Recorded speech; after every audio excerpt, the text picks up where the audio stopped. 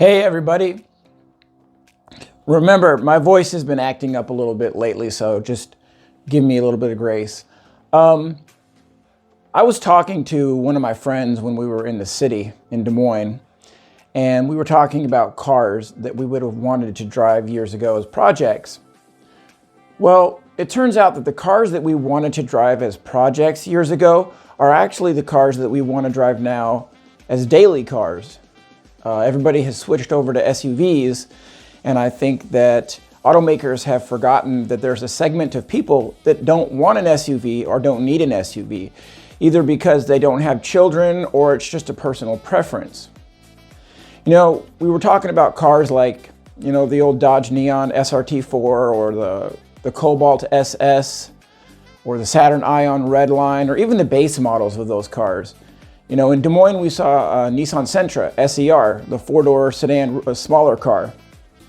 And it kind of made me think about, what's happening to the group of people that want to drive small cars, whether it's for good fuel economy or just for a little bit more fun to drive factor.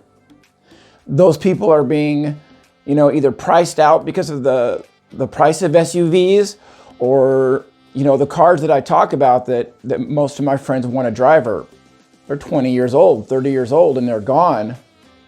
So it makes it difficult for people. My friend Matt had a Chevy Blazer, a 93 Blazer that he drove for about 3 years.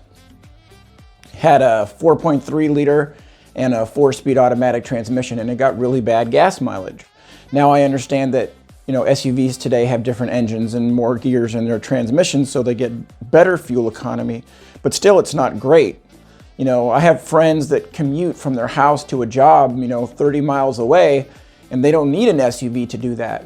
But the problem is, if you go to a dealer's lot now, you don't see small cars. A lot of manufacturers aren't offering small cars anymore, if cars at all, period. I think Chevy's gotten rid of cars.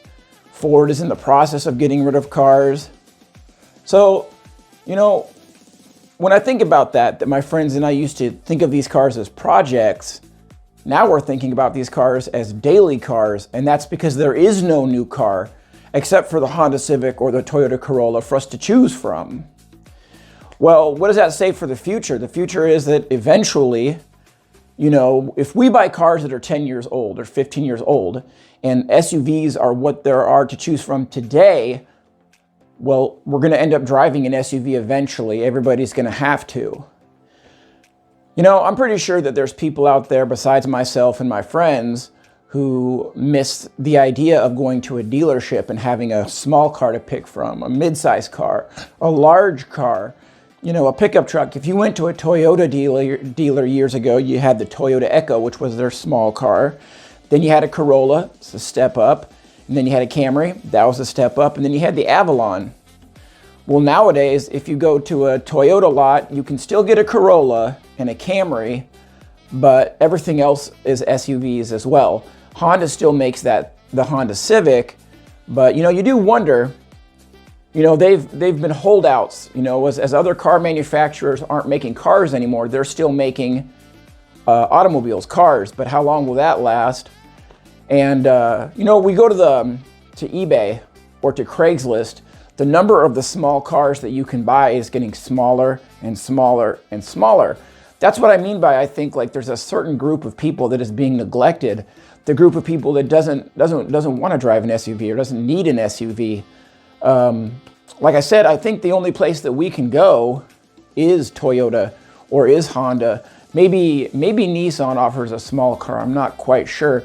Dodge under their new ownership is going under, so I don't see them being able to offer much of anything at all.